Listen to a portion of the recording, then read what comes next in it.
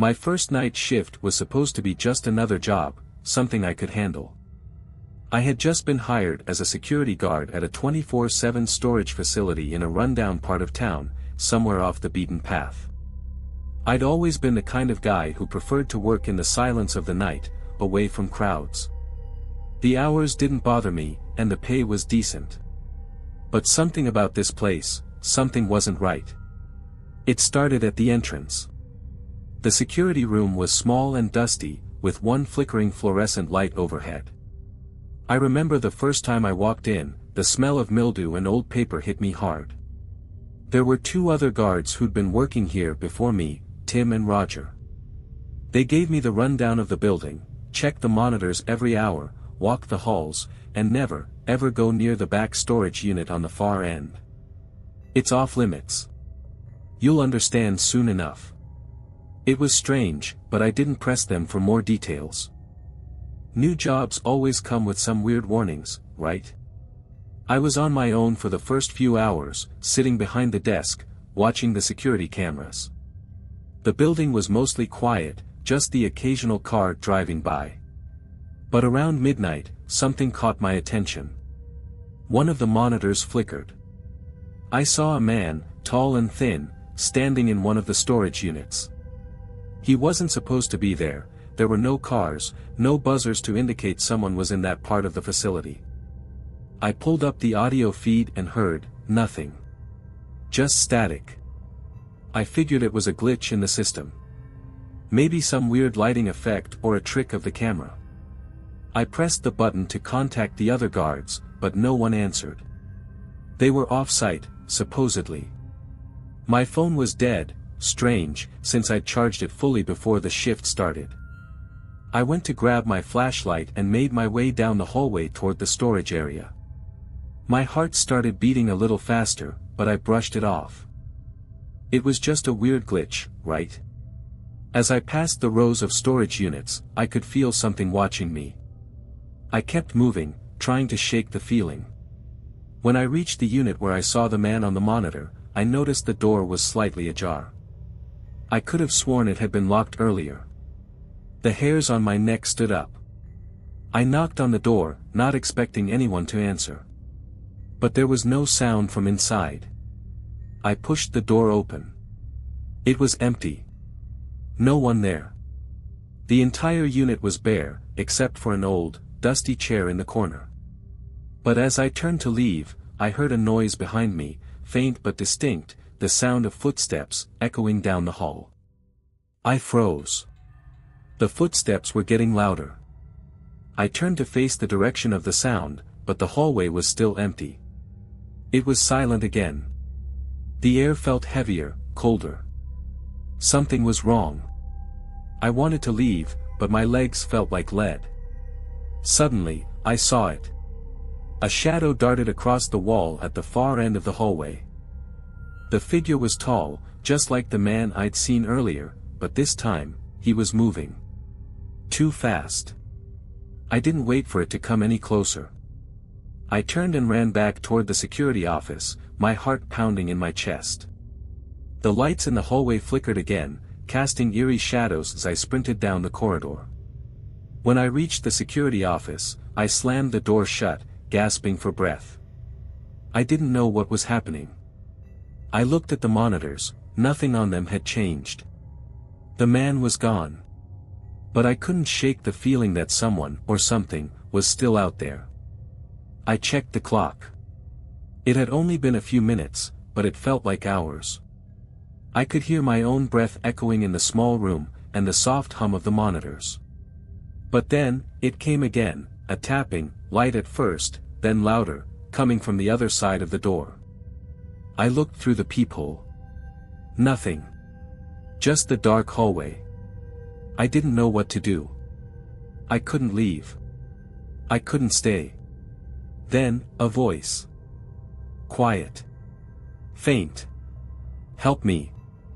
I jerked back from the door, my mind racing. Who was that? Who was asking for help? I didn't dare open it, but the voice kept repeating, "Help me.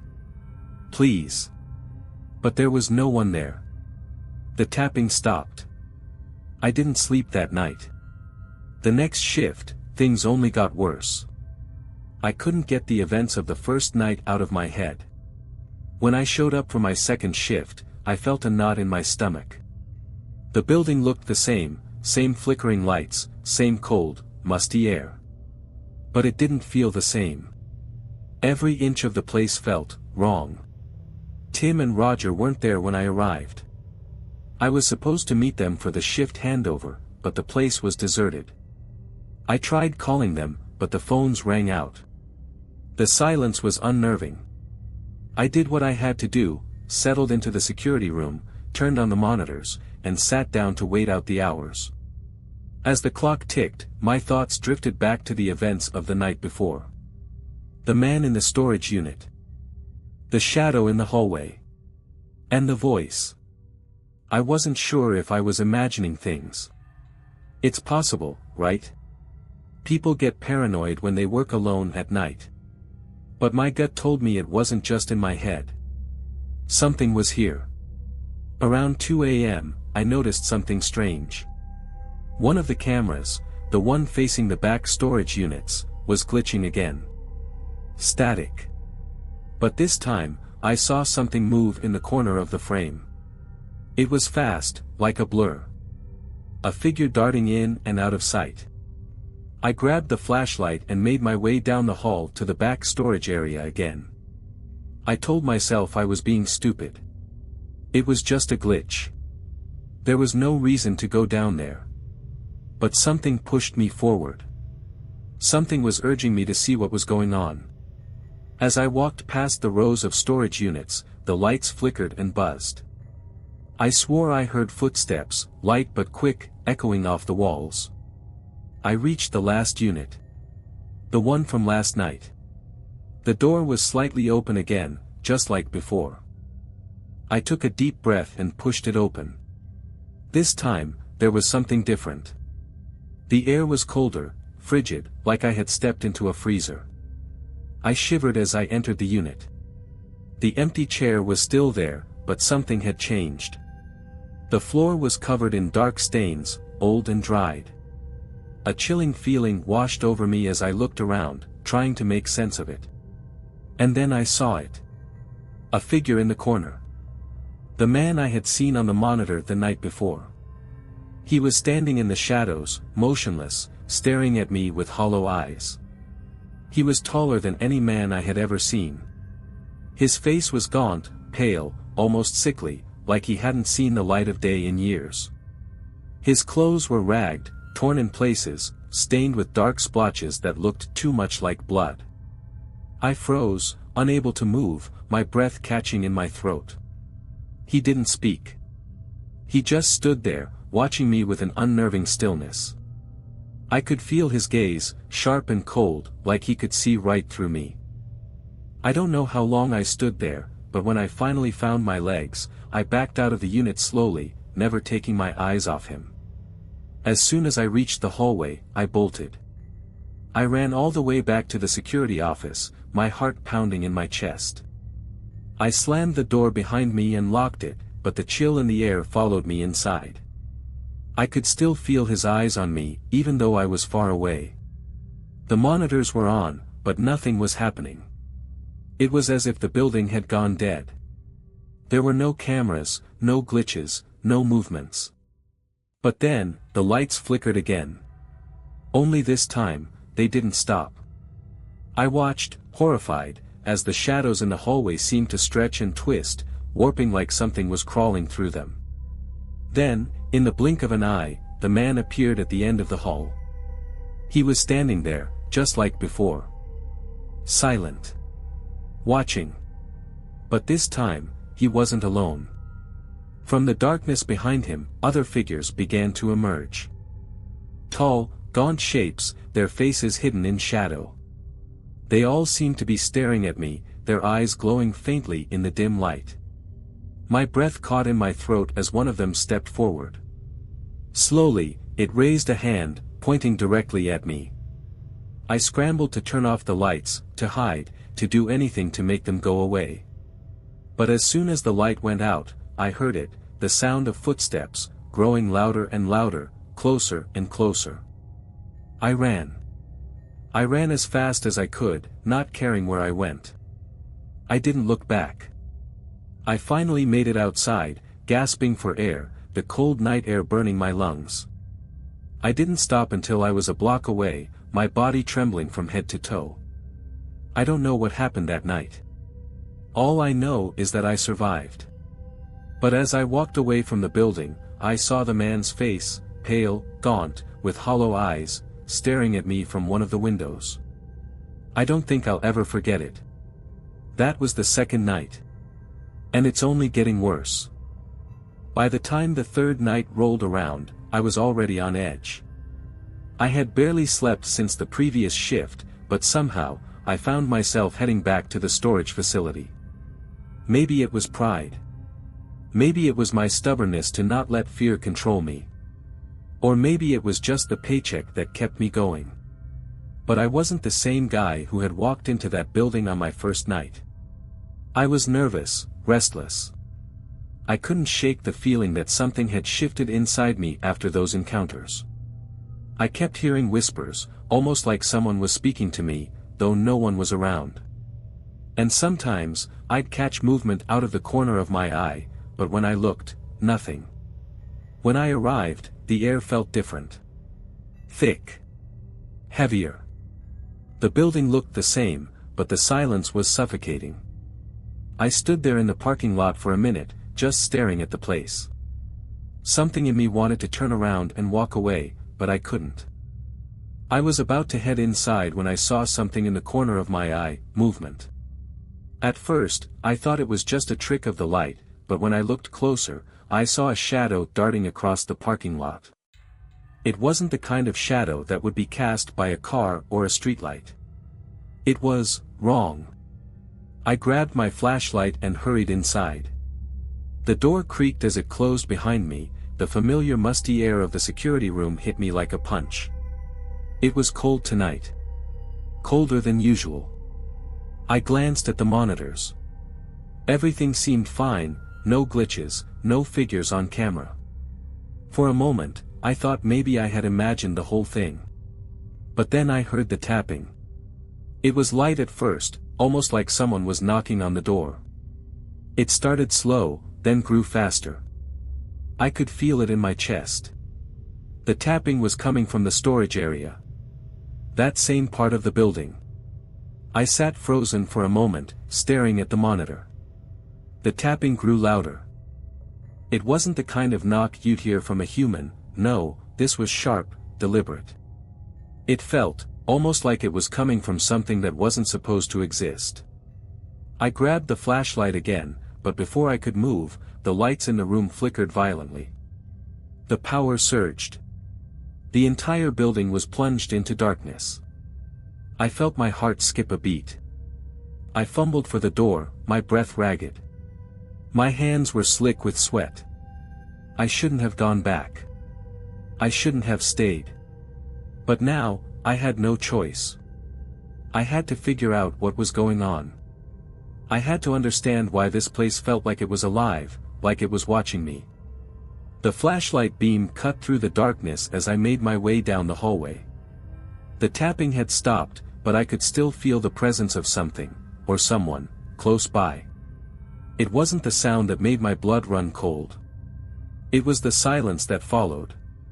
I reached the back storage units again. The door to the farthest unit, the one I had found ajar 2 nights ago, was open, just like it had been before. The same icy chill flooded the hallway, and my breath turned to vapor as I stepped inside. I shone my light across the room. Everything was as it had been before. The old, dusty chair. The bloodstains on the floor. But something was different now. Something was waiting. I couldn't explain it.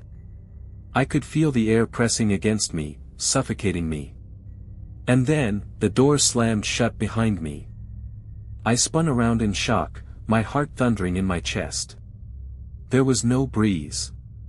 No reason for the door to have slammed on its own. I tried to open it, but it was locked. The knob wouldn't turn. I pounded on the door, shouting for help, but there was no answer. Nothing. My mind was racing, trying to make sense of it all. Then, I heard it. A voice. Low. Groaning. Help me. It was the same voice from my first night. Faint, like it was coming from the walls themselves. I could feel it deep in my bones, something wasn't right here. I looked around, trying to find the source, but there was nothing in the room except for the chair. The same chair that had been there all along. I didn't know what came over me, but I walked toward it. I don't know why, I should have run, I should have left, but something drew me closer. The moment my hand touched the back of the chair, the temperature dropped. A sharp pain shot up my spine, and I gasped for breath. Then the lights came back on. But when they did, I wasn't alone. Standing in front of me, inches away, was the man. The tall figure I had seen in the shadows. But this time, his face wasn't empty. His eyes were wide open, bulging out of his skull. His skin was decayed, rotting off his bones. He opened his mouth, and from it came a noise that wasn't human, something between a screech and a scream, as if he was trying to pull me into some horrible, unseen abyss. I backed away, stumbling, trying to get to the door. But it wouldn't open. The man reached out to me, his bony fingers grazing my arm, and I felt a jolt of pure, raw terror. Every instinct told me to run, but I couldn't move. I could hear my heart pounding in my ears, could feel the cold sweat on my skin. "Help me," he whispered again, this time in a voice that wasn't his own. I couldn't take it anymore. I ran. I threw myself against the door with every ounce of strength I had, and finally, it gave way. I stumbled out into the hallway, gasping for air. The moment I stepped into the hallway, everything fell silent. The building was still. The man, the shadows, everything was gone. But as I sprinted toward the front door, I swore I heard something behind me, something slow, dragging itself across the floor. I didn't stop running until I was back in my car, speeding away from the building, never looking back. That was the third night. But I knew, deep down, I wasn't free. That thing, was still out there, waiting. And I don't think it's done with me yet. I don't know how I ended up back there. Every part of me screamed to stay away, to never set foot in that place again. But something kept drawing me back. The whispers, the images in my mind. I thought I was losing my mind. But I knew I couldn't let it go. I had to find out what was happening. I had to face whatever was in that storage facility once and for all. When I arrived for the fourth shift, the night felt different. Not in the way it felt on the previous nights, like something was hiding in the shadows, but more like the building itself was watching me. The air felt thick, oppressive. I tried to shake the feeling off as I walked inside. The security room was empty when I arrived. No Tim. No Roger. No one. I checked my phone for any messages, but nothing. It felt like they had vanished. I glanced at the monitors. All the cameras were working. The screens flickered occasionally, but nothing unusual. The building looked as it always did. Desolate, dark, and lifeless. Still, I couldn't shake the feeling of being watched. By now, I knew that ignoring the feeling of unease was a mistake. I had to stay vigilant. So I checked the hallways. No movement. I checked the back storage area. It was quiet. Too quiet. That's when I heard it. A noise. Not the typical creaks of an old building. This was something different. A scraping sound, dragging along the floor. It was faint at first, but it grew louder, more distinct. I followed the sound through the building. My steps were slow, deliberate. I reached the back area, the place I had sworn never to go again. But I couldn't stop. The noise was coming from the farthest unit, just like before. I couldn't believe what I was doing. My body wanted to turn around, to leave, but I pressed on. Every part of me screamed to stop, but I needed to know. I needed to confront whatever it was. I reached the door to the unit. It was cracked open, as though someone, or something, had been waiting for me. My heart raced. I shone the flashlight inside. At first, I didn't see anything. Then, I heard it. A voice, just like before. That same whisper. "Help me," I stepped inside. The cold air hit me like a slap, and for the first time, I realized that the temperature in this part of the building was always colder. It wasn't just a draft. It was something else. I turned around and shone the light across the room. The chair. The stains on the floor. But there was more. Something in the corner. A figure. I felt a wave of nausea crash over me. It was the man. The tall figure. But this time, he wasn't standing still. He was moving. Slowly, like he was crawling toward me, dragging his body across the floor. His skin was hanging off him in loose, decaying sheets. His eyes were black, empty sockets, but I could feel his gaze piercing through me. He opened his mouth again, that sickening, hollow scream echoing in my head. "Help me," this time, I could barely breathe. I felt like I was suffocating. I backed away slowly, unable to look away from his movement. My feet were glued to the floor, like gravity itself was pulling me toward him. And then, everything stopped. The man froze, just inches from me. The entire room went silent. Even the scraping noise stopped. I felt like I was trapped in some kind of nightmare. I couldn't move. I couldn't speak. I couldn't even scream. I stared at the man, my mind racing. What did he want from me? Why was he haunting this place? What did he need? Suddenly, I heard it again. A louder whisper. "Not just me. We need you." The voice wasn't just his. There were others, so many others. All whispering at once, the words mixing together in a low, guttural murmur. It sounded like a crowd of people, all desperate, all pleading for help. I took one step back, then another. The man's eyes were fixed on me, unblinking, as if he were daring me to move. I wasn't sure if I was even breathing anymore. My chest ached, and my vision started to blur. The light above me flickered again. This time, the shadows in the room seemed to stretch. The walls were moving, shifting, as if the building itself were alive. I could feel it closing in around me, pressing down. I had to get out. I bolted. I didn't look back. I didn't stop. I ran down the hallway, through the security office, and out the front door. When I made it outside, I didn't stop to breathe. I kept running, stumbling, not caring where I went. I ended up a few blocks away, gasping for air, my mind spinning. The whispers were still in my ears, even though I wasn't in the building anymore. The worst part? I could still hear them. Their voices, clamoring for help. Not just one voice. Hundreds of them.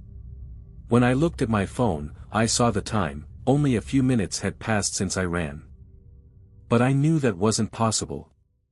Hours had slipped away, unnoticed. I'm done. I have to be done. But I know, deep down, I can't run from this forever.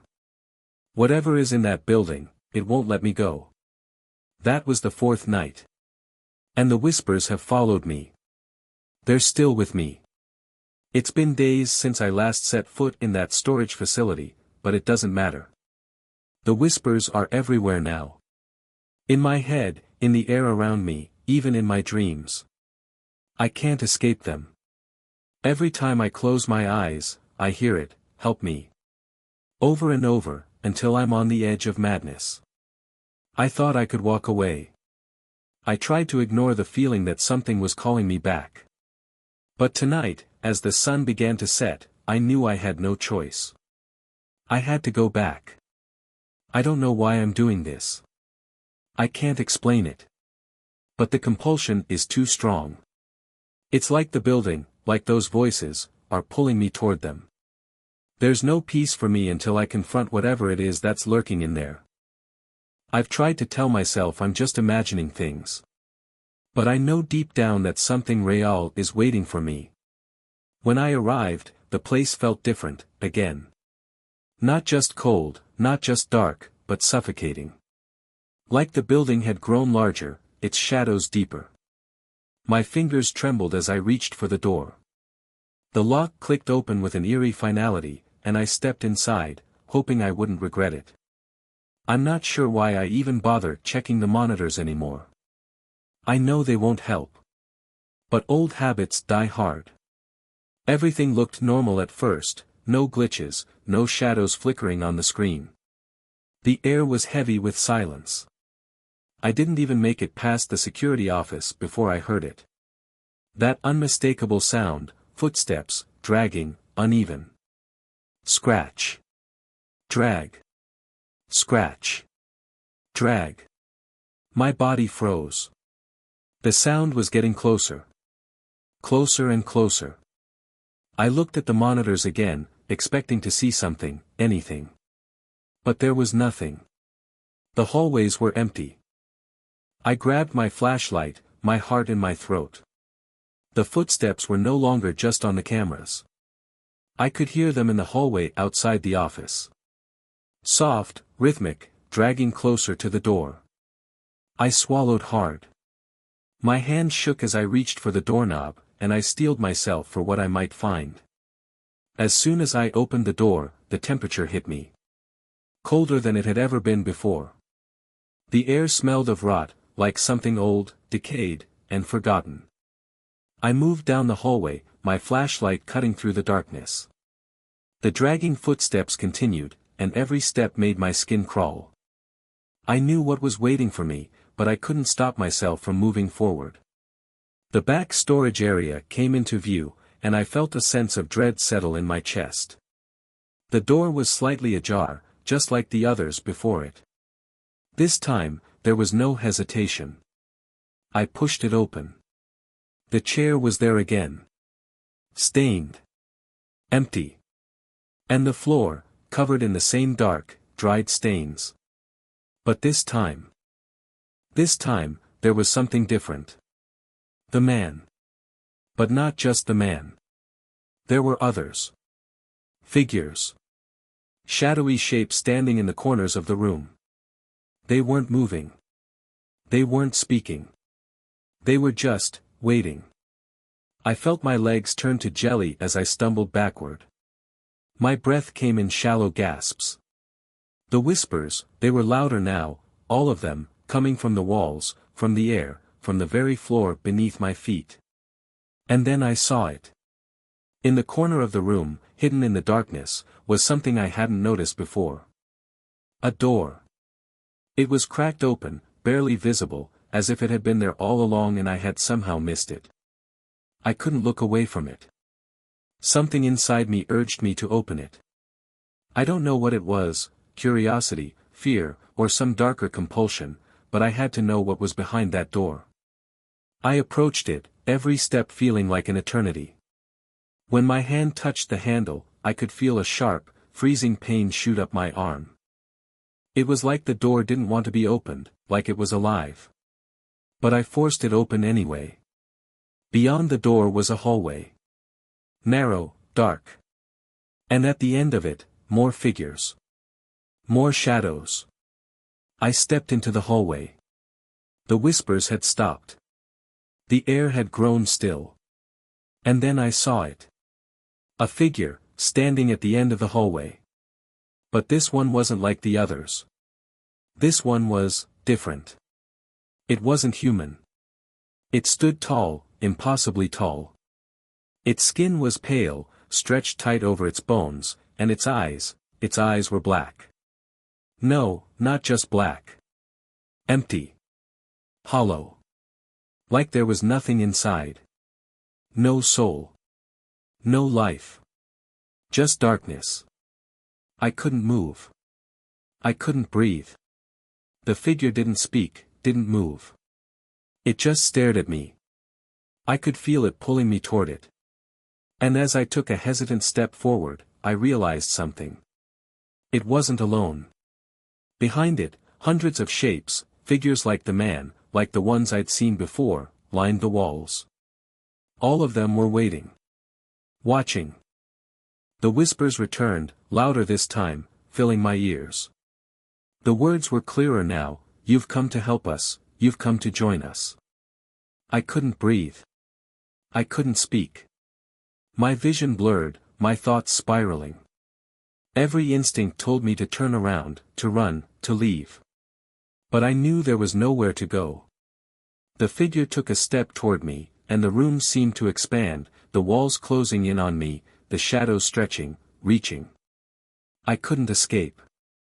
And then, in one horrifying instant, the whispers stopped. The figure reached out, its hand cold and clammy, and touched my shoulder. The last thing I remember is the feeling of my body going numb, my mind going blank.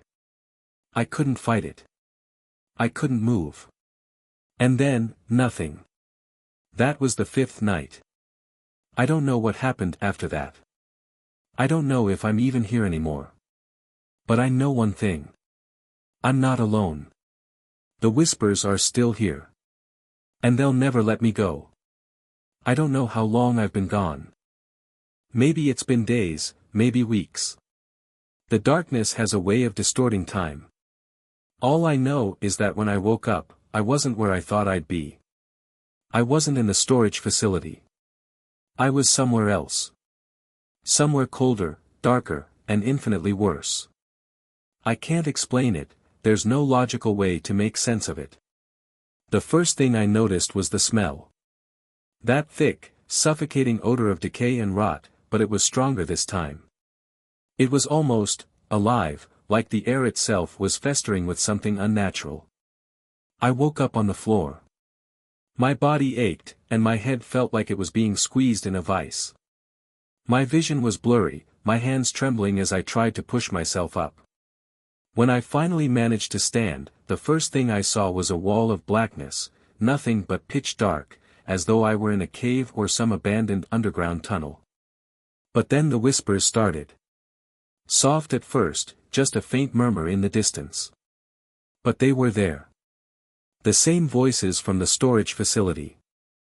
The same ones that had haunted me, tormenting me in my dreams and waking moments.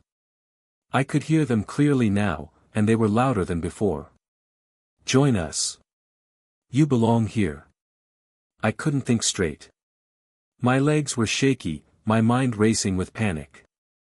I had to get out. I had to escape. But when I turned to run, the darkness stretched in every direction, the walls pushing in closer and closer as if they were alive.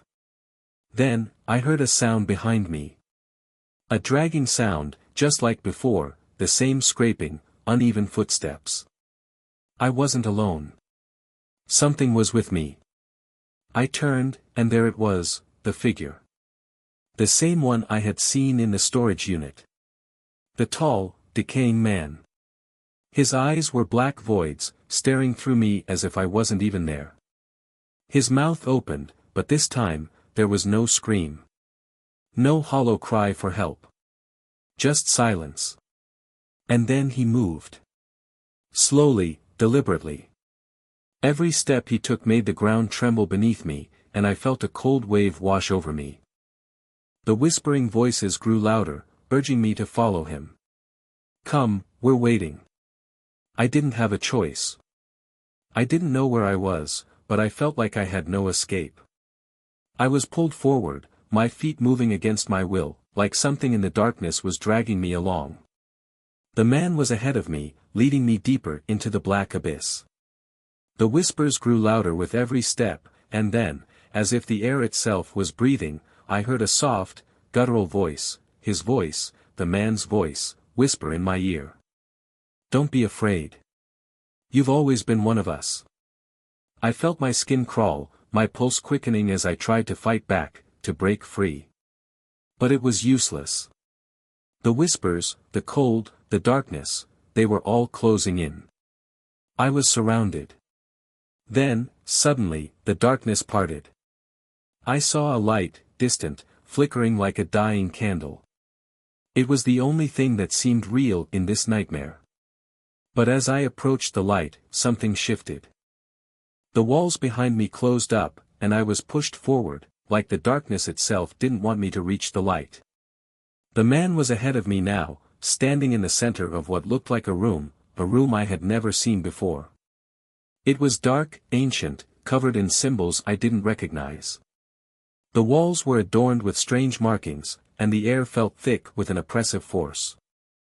I stepped closer, unable to stop myself. The man turned to face me, his eyes empty, voids of nothingness. He opened his mouth again, but this time, he didn't speak. Something else did. From the corners of the room, shadows began to move. Figures, more than I could count, emerged from the walls. Some were tall, like the man. Others were hunched, grotesque, twisted forms that seemed to crawl out of the darkness. They were all around me now, circling, watching. The whispers crescendoed, and I could feel them pressing against my mind, suffocating me. They were telling me something I couldn't quite make out. But I understood one thing. I was trapped. "Welcome home," the voice said, low and cold. "You've been with us all along." And then, everything went dark. I can't tell you how much time has passed since that moment. I'm not sure if I'm still in the same place. But when I opened my eyes again, I wasn't alone. There were more of them, all around me, their empty eyes staring at me. I don't know if I'm dead or alive. I don't know if any of this is real. But one thing is certain, I'm not leaving. Not now. Not ever. The whispers are still here. They've never stopped. And I'm one of them now. That was the 6th night. And I'll never escape. I don't know where I am anymore. Time has no meaning in this place. I don't know if this is the end, or if it's just another layer of the nightmare I've been living since that first night. The whispers are louder now. They don't just come from the walls. They come from inside me. They come from my own mind. I remember what it felt like when I first walked into the storage facility. The air, the cold, the dread I couldn't explain. I thought it was just a job. A simple night shift. But it wasn't. It was never just that. Something in that building wanted me. Something chose me. And now, I'm part of it. A part of whatever this is. I've seen them all. The figures. The shadows. The tall, decaying man. They're here with me now. Everywhere I look, they're standing there, waiting. Watching. Their hollow eyes fixed on me, their mouths open in silent screams. But I don't need to hear them anymore. I can feel it. I can feel what they want. What they've always wanted. They want me to join them. I remember when I tried to run. When I tried to escape. When I convinced myself I could walk away from the horror. But there was no escape. There never was. The moment I walked through that door for the first time, I sealed my fate. I walked into something that's been waiting for years, decades, centuries maybe, something that takes people like me and turns them into something else. I've become them. I've lost track of who I was before. The man I was, the person who thought he could outrun this nightmare, is gone. There's only what I've become now. One of them. The whispers now don't sound so strange. They feel like a part of me. They've grown familiar. They're no longer terrifying, they're comforting. They are home. And I realize now, I've been marked. I was always supposed to be here. I can feel the presence of the others, those who came before me, closing in. They're behind me, around me, their eyes never leaving me. They walk in shadows, their hollow gazes burning through the darkness. I know what happens next. I know what's been waiting all this time. The tall man, the one who led me here, is standing before me now. His form is more solid than before, his eyes black as ever, but somehow now, they seem to shine with something else. Expectation. "Join us," he says, his voice raspy and distant, like it comes from a place beyond the living. I feel my body trembling. My mind fighting. Part of me still clings to the memory of who I was. The man I used to be. But it's slipping away.